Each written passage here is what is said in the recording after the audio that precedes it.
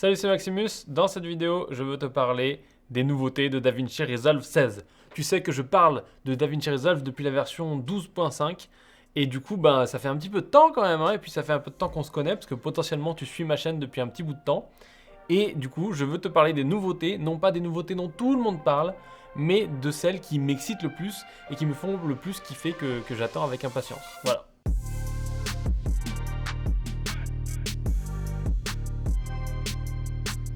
Bien sûr, avant de commencer cette vidéo, il faut que tu comprennes une chose, et je vais répondre à une question principale qu'on me pose tous les jours depuis qu'ils ont annoncé la version 16. Est-ce que tu es obligé de passer à la version 16? Non. Est-ce que tu dois passer à la version 16? Non. Est-ce que toutes mes formations sont obsolètes? Non plus. Pour la simple et bonne raison, c'est la même réponse pour tout, que le logiciel évolue, mais encore une fois, je le répète à chaque fois qu'il y a une nouvelle version, il ne change pas. Ils n'ont pas tout arrêté ce qu'ils faisaient avant le logiciel pour faire un tout nouveau logiciel. D'accord? Ça évolue, ils rajoutent la page cut, ils rajoutent machin, etc. On va voir plus en détail. Mais globalement, les fondamentaux du montage et les fondamentaux du montage dans DaVinci Resolve restent les mêmes. Donc pas de stress. Tu n'es pas obligé de te presser sur la nouvelle version qui n'est d'ailleurs même pas encore sortie de la phase bêta. Allez, les nouveautés. On commence avec le numéro 1. Nouveauté numéro 1, la reconnaissance faciale. Oui, DaVinci devient la CIA. Maintenant, tu peux faire de la reconnaissance faciale dans un projet. Alors, c'est super cool, je l'ai testé ce matin parce que c'est vraiment une option qui va être géniale quand tu fais du documentaire.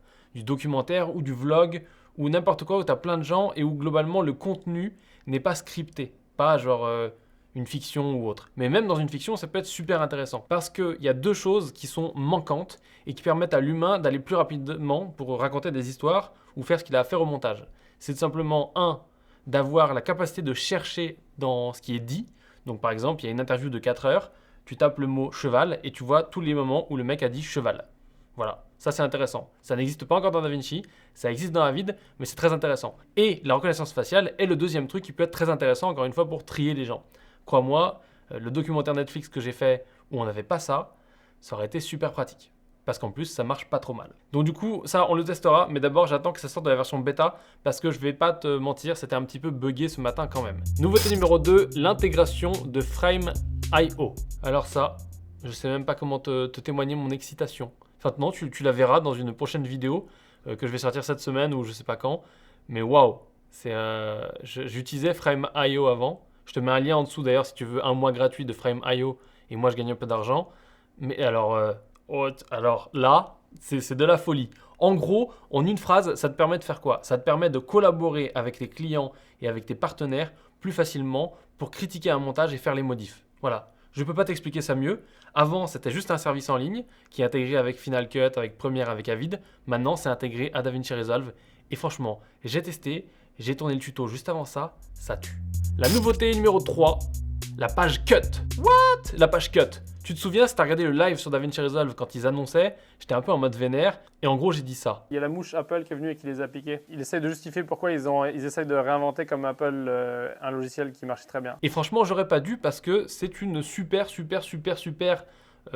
invention. Voilà, c'est vraiment génial. Je pense qu'il va y avoir encore beaucoup de bêtises chez les débutants parce que ça va compliquer le logiciel malgré tout et ça va encore compliquer les compréhensions des méthodes de montage.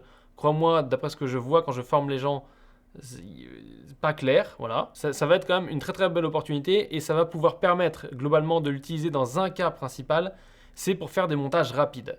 Donc la page cut, je la recommande vraiment à ceux qui veulent faire des montages rapides en mode tic-tac, 2 temps 3 mouvements, ou à ceux qui sont débutants et qui veulent utiliser DaVinci Resolve comme ils utiliseraient Final Cut. Voilà, parce que tu peux au final customiser un peu pour que ça ressemble à Final Cut. Donc franchement, ça tue. Je l'ai testé, c'est vraiment cool. Voilà, c'est vraiment très cool. Mais encore une fois, il faut faire attention à une chose, c'est que DaVinci Resolve est un logiciel professionnel. Et par définition, il y a des fonctions que tu ne pourras pas utiliser. Typiquement, quand tu vas vouloir utiliser la page cut, mais que tu n'as pas des timecodes avec plusieurs caméras, etc., il y a certaines fonctions qui ne vont pas être aussi efficaces ou qui vont même être très inutiles. Quoi qu'il en soit, la page cut, très intéressant, sauf si tu bosses sur des très gros projets, puisque de toute façon, ils l'ont dit et je comprends l'idée, c'est de pouvoir faire des montages très rapidement avec des outils simples et une interface épurée. La quatrième nouveauté, les fausses synchros Fairlight. Qu'est-ce que c'est une fausse synchro? Une fausse synchro, c'est quand tu as un personnage qui parle, tu as capté son dialogue avec une perche ou n'importe quoi d'autre pendant une interview par exemple, et en même temps il bute sur un mot ou il parle pas très fort, bref. le son qui est relié à l'image, qui est synchro à l'origine du tournage, n'est pas bon. Donc, tu vas aller prendre dans une autre prise, par exemple la prise 5, où là, on entend mieux.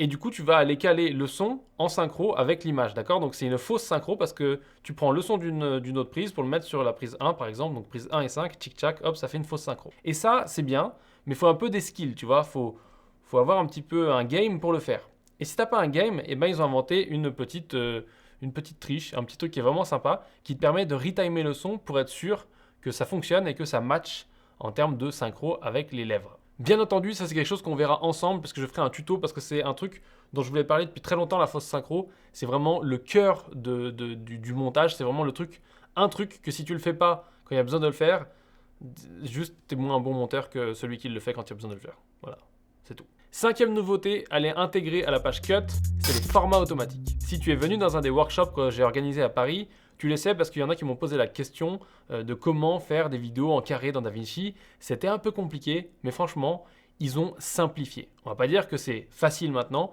mais ils ont simplifié, puisque maintenant tu as un petit icône sur la page Cut principalement, qui te permet de changer la résolution de ton projet pour faire soit du carré, soit du 16/9, soit du 9/16. Ça, c'est un truc qui va être très pratique parce que ça va permettre vraiment de rendre plus efficace le changement dynamique et de pouvoir faire un montage et de l'adapter dans différentes versions. Ça, c'est vraiment aujourd'hui une belle opportunité pour les entrepreneurs de la vidéo et c'est vraiment super pratique d'avoir juste un petit bouton à changer. Franchement, ça fait gagner un temps fou. La nouveauté numéro 6, les effets d'effacement. Là, c'est plus ambigu.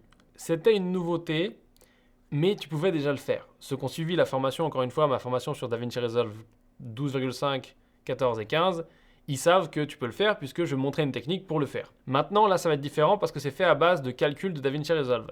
C'est-à-dire que c'est pas toi qui le fais manuellement, tu fais un track et hop, c'est bon. C'est vraiment, tu lui dis élimine cette zone et en théorie, il est censé éliminer cette zone. Je t'avoue que j'ai pas encore testé, mais je suis sur le point de le faire et j'ai hâte de voir ce que ça donne. Et pour finir, la nouveauté numéro 7, l'amélioration de la lecture en H264. Ça, c'est un témoignage. Tous les zouzous, ils te l'ont pas dit sur internet. Personne s'en vante. Mais moi, j'ai fait des tests parce que je suis un mec sérieux, tu vois. Je sors pas ma vidéo le lendemain, mais je fais des tests. Et je peux te dire que la lecture de Rush qui vient du GH5, parce que c'est ça que j'aime moi, donc j'ai testé avec ça, dans DaVinci, sur un ordi pas puissant, comme mon laptop tout pourri, que je te mets la config en dessous, et ben tu fais play, et ben c'est pas comme avant. Là, c'est vachement plus agréable. La lecture, sans faire aucune optimisation nulle part, la lecture est vachement plus fluide en temps réel. Et c'est vraiment hyper agréable parce que je ne pouvais pas vraiment monter sur ce laptop. Je pouvais monter que des rushs en ProRes ou des rushs dans un codec spécifique pour le montage parce que c'était plus agréable. Maintenant, je peux faire du H200, H264, peut-être même du H265.